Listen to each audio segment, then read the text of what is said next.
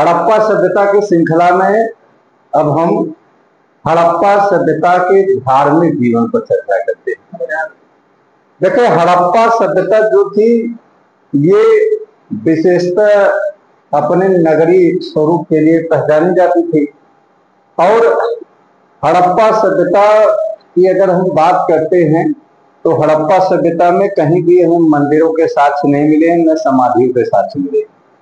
इससे बहुत सारी चीजें स्पष्ट होती है कि उस जमाने में मंदिरों का कोई अस्तित्व नहीं था, क्योंकि गुप्त काल में ही सबसे पहले हमें मंदिरों के साक्ष्य मिले।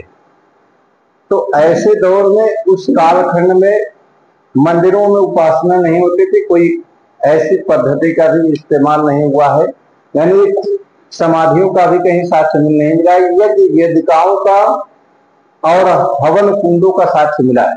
जो अग्नि कुंड थे उसके साक्ष्य कालीबंगा से मिले। इससे स्पष्ट है कि उस जमाने के लोग पूजा करते थे, लेकिन पूजा करते थे तो उसके संबंध में भी कई भ्रांतियां अभी भी है। असल में जो यज्ञ करने की जो परंपरा है वो एक वैदिक परंपरा है। जब भारत में आर्यों का आगमन होता है तो आर्य यज्ञ संपादन करने का काम करते थे। तो इस नाते एक संदेह की स्थिति दिखाई देती कि असल में जो अग्निकुंड बनाए गए थे, जो अग्नि वेदिकाएं बनाई गई थी, वो किस लिए बनाई गई थी। ज्यादातर इतिहासकार ये मानते हैं कि इसका इस्तेमाल पूजा पाठ के लिए होता रहा होगा। और दूसरे पहलू की अगर बात करें तो हड़प्पा सभ्यता में कुछ और भी चीजें अलग दिखाई देती है। जैसे पीपल इनका सबसे पवित्र वृक्ष माना जाता था, ये वृक्ष की भी पूजा करते थे।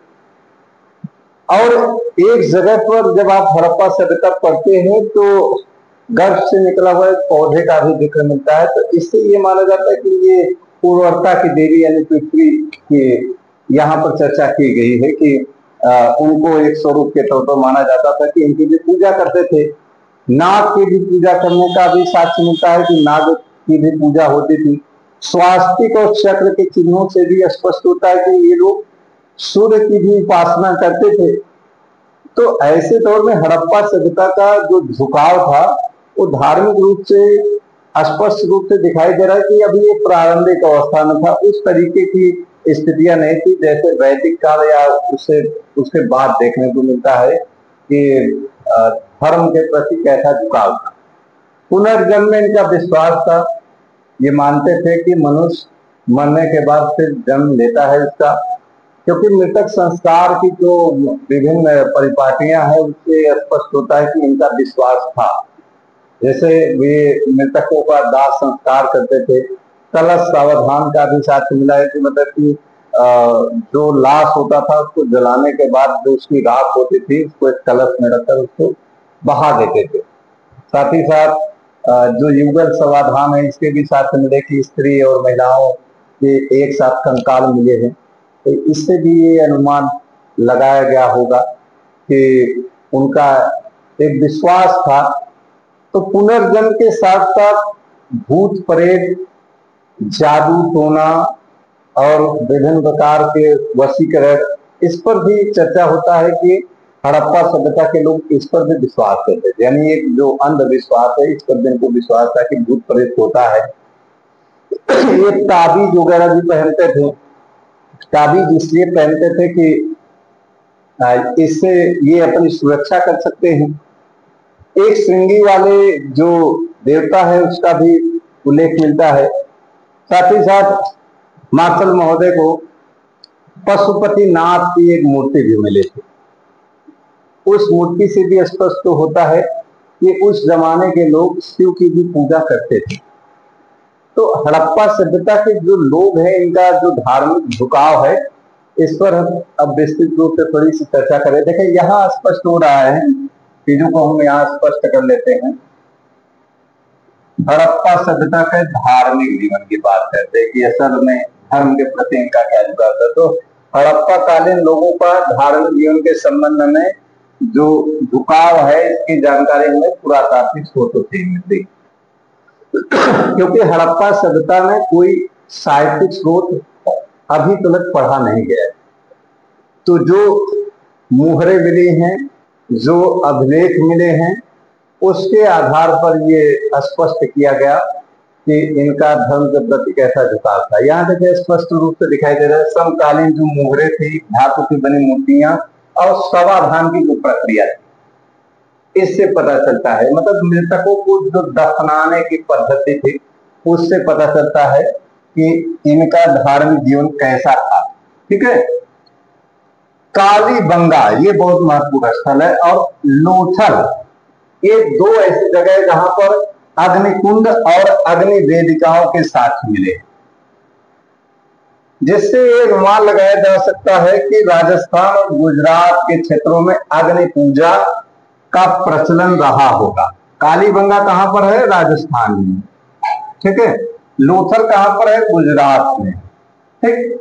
तो इससे ये अनुमान क्या लगाया गया कि इस जो अग्निकुंड थे इसमें अग्नि प्रज्वलित होती थी और लोग अग्नि की पूजा करते थे, ऐसा एक अनुमान लगाया जो अग्नि वेदिकाएं मिली थी। जो पुरातात्विक स्रोत है वो एक एविडेंस पर ही होता है, उसके साथ है, इसी के आधार पर इतिहासकारों ने अनुमान लगाया कि ऐसा था। ठीक। हड़प्पा वासी जो थे ईश्वर की पूजा करते थे, और ये मानव के रूप में करते थे, वृक्ष के रूप में करते थे और पशु के भी रूप में करते थे। मतलब एक ऐसे मान लेते थे कि वृक्ष में ये देवी देवता है, पशु में ये देवी देवता है, और पक्षी में ये देवी देवता है, मानव में ये है। इस तरीके से एक अनुमान के तौर पर था कि वो ऐसा मानते थे।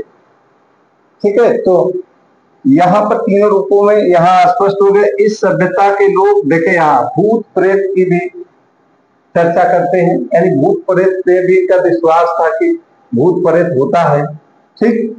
तंत्र मंत्र वशीकरण में भी ये विश्वास करते थे, जादू टोना पर भी विश्वास करते थे कि किसी व्यक्ति को जादू टोना करके भी ठीक किया जा सकता है। तंत्र मंत्र इस नाते जो ताबीज है उसके साथ से भी स्पष्ट होता है कि वो अपने आप को सुरक्षित रखने के ताबीज का प्रयोग कर रहे हैं। ठीक। देखिए यहां स्पष्ट हम कर ले रहे हैं।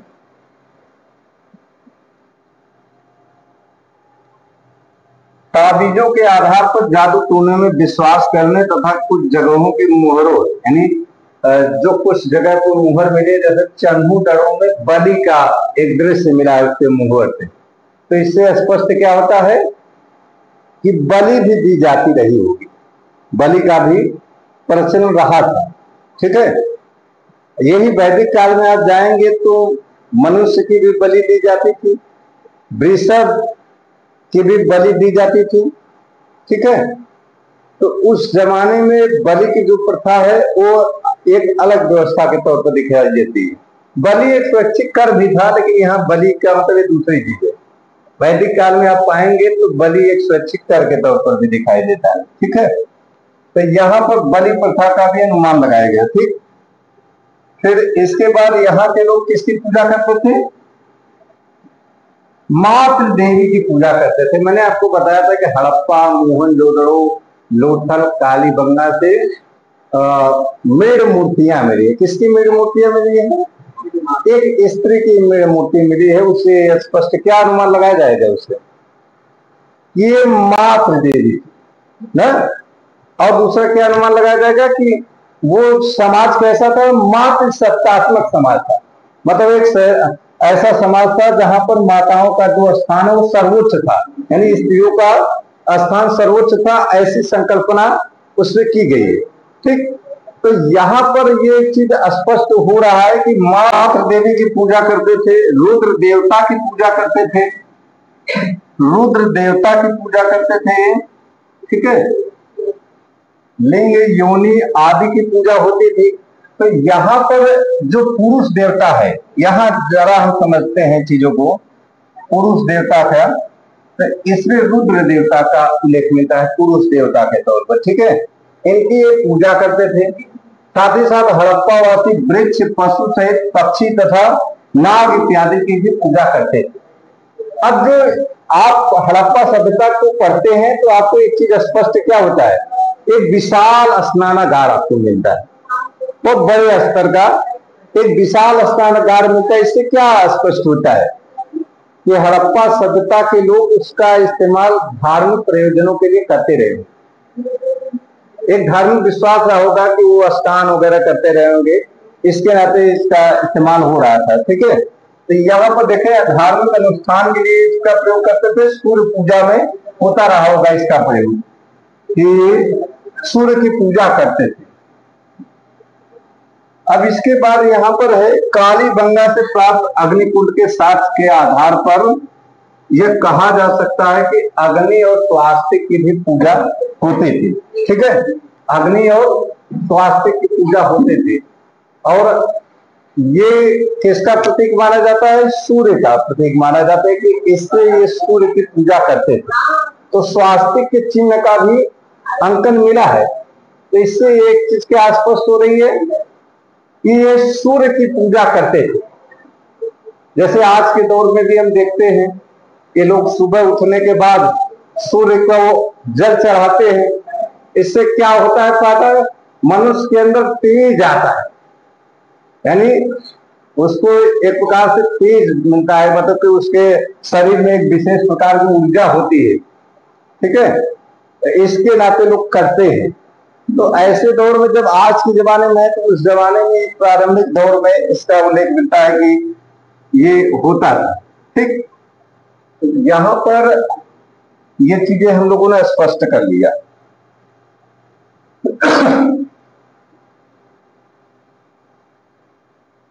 इसके बाद देखें हम हड़प्पा के जो निवासी थे, ये क्या, इनका पुनर्जन्म विश्वास करते थे। ठीक है, इनका क्या मानना था कि मनुष्य का मरने के बाद फिर से जन्म होता है, ये विश्वास था इनका। ठीक है, इसलिए मृत्यु के बाद दाह संस्कार के 3 तरीके प्रचलित थे। यानी यहां पर यह बताया गया है कि इनका किस पे विश्वास था? पुनर्जन्म विश्वास था। इस नाते जो मृतक संस्कार है उसके 3 तरीके थे। एक पूर्ण समाधान था, एक आंशिक समाधान था और एक कलश समाधान था। ठीक है, पूर्ण समाधान का मतलब है कि मनुष्य के मरने के बाद उसके लाश को गाड़ दिया जाता था जमीन में, वो पूर्ण समाधान होता था।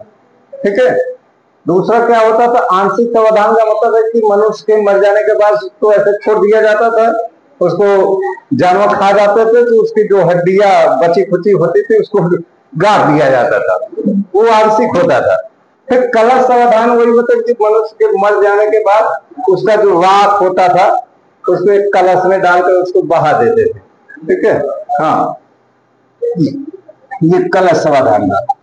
उनके धार्मिक दृष्टिकोण का आधार इहलौकिक कम तथा व्यवहारिक अधिक था। मतलब ये जो धार्मिक झुकाव यहां देखिए हम स्पष्ट कर देते हैं कि ये वर्तमान में जीते थे, वो कल्पना नहीं करते थे कि पूर्व काल में क्या होता था। वो व्यवहारिक इंसान थे कि जो भी मान्यताएं हैं उसके आधार पर यह माना जा सकता है कि हड़प्पा सभ्यता के जो लोग थे वो वर्तमान में जीते। ठीक है, पारलौकिक की वो बात नहीं करते थे। मूर्ति पूजा का जो आरंभ है वो सिंधु घाटी सभ्यता से ही माना जाता है, क्योंकि आपने पशुपति नाथ की मूर्ति का साक्ष्य मिला, कांसे की भी मूर्तियां मिली थी न? तो इससे क्या स्पष्ट हुआ कि मूर्ति पूजा हड़प्पा सभ्यता से प्रारंभ हो जाता है। ठीक है, यहां पर हम लोग स्पष्ट कर लेते हैं जरा सा चीजों को।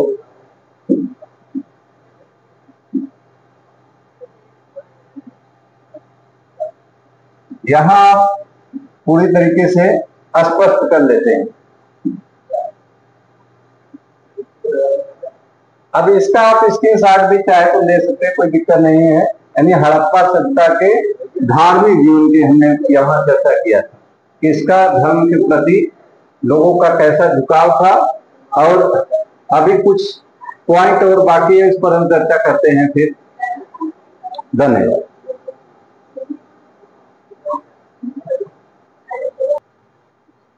हड़प्पा सभ्यता से प्राप्त एक मेड़ मूर्ति मिली है। यानी मेड़ मूर्ति का मतलब क्या होता है, मिट्टी से बनी हुई जो मूर्तियां होती है उसको मेड़ मूर्ति कहा जाता है। ठीक है, इसमें क्या है, स्त्री के गर्भ से, यानी स्त्री के गर्भ से एक पौधा निकलता हुआ दिखाया गया है। यानी इससे क्या अभिप्राय है कि ये क्या था, उर्वरता की देवी थी। ठीक है, इन्हीं का एक प्रतीक था। ठीक, यानी ये पृथ्वी की उर्वरता से जोड़कर दिखाया गया है। ठीक है, तो मोहनजोदड़ो से प्राप्त एक मुहर पर 3 मुख वाला एक पुरुष ज्ञान की मुद्रा में बैठा हुआ है। उसके सिर पर 3 सींग है, 3 सींग की बात चल रहा है।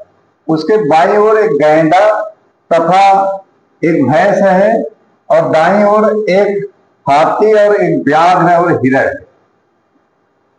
इस चित्र से ऐसा प्रतीत होता है कि शिव की पूजा उस काल में किस रूप में होती थी, पशुपतिनाथ के रूप में होती थी। यानी पशुपतिनाथ का जब आप फोटो देखते हैं, चित्र देखते हैं, तो उसके आसपास की जो भाव भंगिमा होती है या जो तस्वीर उनके अगल बगल की होती है वो यही होती है ना। शिव की जब आप देखते हैं ना तस्वीर, तो यहां एक चीज क्या स्पष्ट हुआ कि ये लोग शिव की पूजा उस दौर में किस रूप में करते थे, पशुपतिनाथ के रूप में करते थे। यानी इससे एक चीज स्पष्ट है कि शिव की भी पूजा करते थे। ठीक, वृक्ष पूजा के प्रमाण कहां से मिले हैं, मोहनजोदड़ो से मिले हैं। ठीक है, वहां पर एक मोहर मिली है। उस मोहर पर क्या है, पीपल के डालों के मध्य देवता से मिलता हुआ प्रारूप दिखाया गया है। यानी एक ऐसा मोहर मिला है जो देवता से स्पष्ट कर रहा है। ठीक है, इस मोहर पर यानी पीपल के डाल के मध्य पर है। वृक्ष पूजा के सबूत की बात कर रहा है कि उस जमाने में क्या होता था, वृक्ष पूजा भी लोग करते थे। ठीक,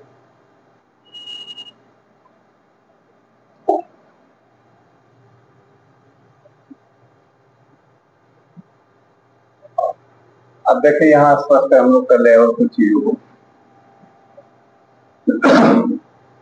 हड़प्पा कालीन मुहरों पर एक अन्य महत्वपूर्ण जानवर कौन सा है, एक श्रृंगी एक जानवर है। यानी उसके एक ही सींग है। ठीक है, एक ऐसा जानवर है।